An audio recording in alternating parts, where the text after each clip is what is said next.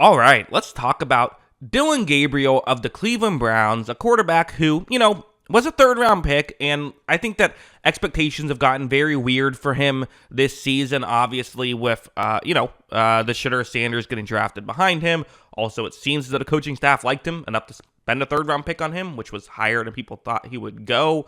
Let's talk about what he did in this Jets game, a game that, again, the Jets gave away their two best defensive players, and the Browns still weren't able to get enough offense to win the game, and the Jets were already about defense before they did that. So let's talk about what went wrong.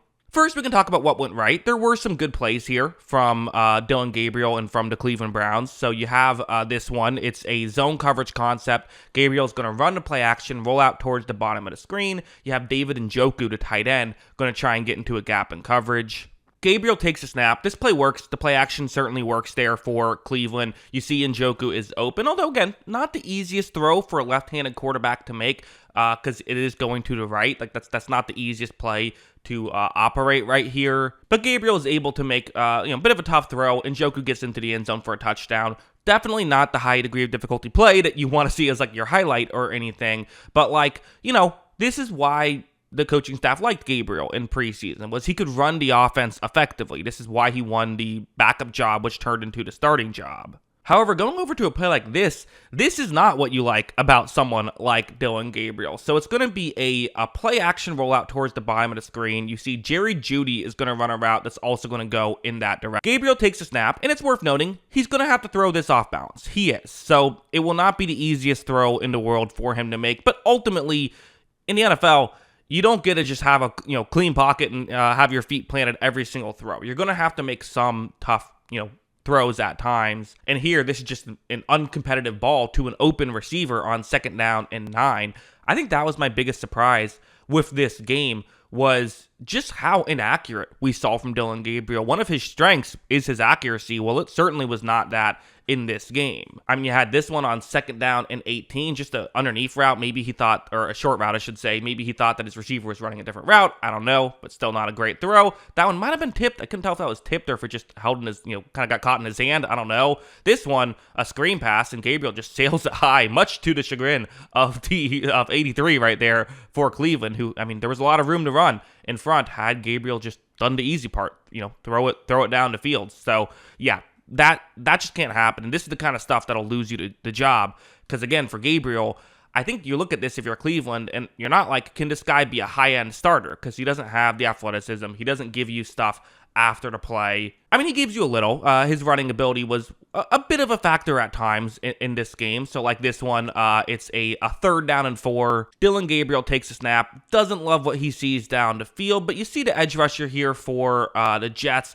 not in a great situation. Is going to eventually try and get for more of an inside move, but Gabriel's able to get outside the pocket. He can move around a bit. He also makes a nice move once he gets in open space to get the 1st down and then get out of bounds and protect himself. So good stuff there from Gabriel. We saw some of this, but again, this isn't going to carry you, right? This will make stuff happen enough, but you can't be missing those throws. You don't do enough of this good stuff to be a successful quarterback just alone. Like, you have to be able to be accurate consistently, and right now he certainly was not.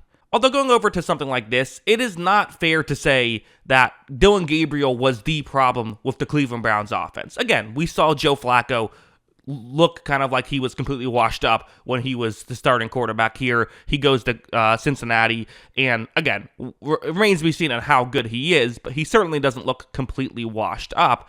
And part of it is like, okay, something like this. This is a 3rd down and 18. They're at their own 21.5-yard line. This is not what you want in this situation. But you know what? Let's just run a screen pass to our tight end. Let's gain some yards, play field position. This might be a defensive game, so let's play it out that way. Gabriel's going to take the snap. This is number 44 for Cleveland. This is Harold Fannin Jr., who's had a nice season. So, again, get the ball in his hands. Good things can happen. You totally understand everything the Browns are doing here, except on this one, Fannin just stumbles and the ball kind of goes behind him on top of it. So even without the stumble, I don't fully get what happened on that play. Not ideal by Cleveland. Again, this is the easy stuff, right? Like the other plays, we can sit here and say, like, there are some tough plays that the Browns just can't make. They don't have the talent to make those tough plays. But this was a play where it was, it was easy, and they're still not able to hit it. Some of those missed throws are easy throws that they're not hitting, and that's just what you can't live with as an offense. Heading over to this play, so Jerry Jeudy's probably been their best receiver this season. He's played pretty well. He had a solid game against the Jets, but obviously I still don't think he's a great number one receiver, and here he's going to let down his quarterback. It's a, 1st and 10, zone coverage concept. You have a different receiver just trying to push that corner further deep. Jeudy will hopefully get into a gap in coverage relatively far down the field. Not the easiest throw for Gabriel to make either, because you see he's on to hash marks towards the bottom of the screen, throwing outside the numbers towards the top of the screen. Not the best angle. However, Gabriel takes the snap. He is going to ultimately, moves a little bit. Not sure if that was designed or not, but, maybe moves a little bit to make the angle a little bit easier for himself because he doesn't have the biggest arm. I'm not sure. But either way, you see, there is a window here for Jeudy. This throw is a bit high and also not caught by Jerry Jeudy. Really, Jeudy should have caught that one. And again, if you're a number one receiver, you got to help out your young quarterback. So I'm not showing these plays to say that Jerry Jeudy's constantly dropping passes or Harold Fannin Jr. is constantly stumbling on, on these screen passes. But it's like, if every player on the roster makes one of those mistakes, well, that adds up to a lot of mistakes by the time the game has ended. So again, if this is Shedeur Sanders out there, these plays aren't getting hit either, right? So there's all of that. And then heading over here, just like, again, the Browns, it's like, they don't have good receivers, but they make up for it by also not having good offensive linemen. Here on this play, you have a tight end who's going to chip it's actually a blitzing player, a linebacker who's going to be doing this. Watch him just get around the tight end, gets over the tackle. I believe even knocked the ball out for a second there from Dillon Gabriel. So again, for Gabriel, not a lot you can do there if you're a quarterback, right? That is just such a quick pressure. There is no really way to even get to a check down because you had a play action. If it just gives you a little bit of an extra second, then you have a chance. But if your tackle gets bowled over like that, and especially if it's your right tackle and you're a left-handed quarterback, you can't even see that the pressure has happened. Then all you do is just hope that you don't lose the football because there's nothing else really that can happen on that play. So, yeah.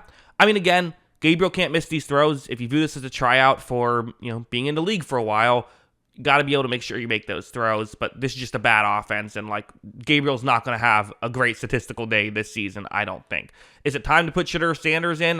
Listen, whatever. It depends on how you view him as a prospect. If it's me, I think I'm maybe considering it just because I don't know what exactly we're doing with Gabriel at this point. Let's see what the other rookie has, but maybe you want to give it an extra week or two before making that call. We will see. But ultimately, and again, that's kind of, it still feels like that's what people talk about when they talk about Gabriel, is just still about Shedeur Sanders. But for me, I don't know. It's not great right now.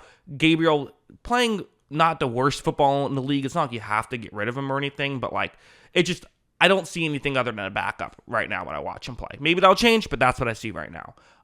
What do you think? Let me know in the comments below. It is just, he's only played a few games. We'll give him some more time.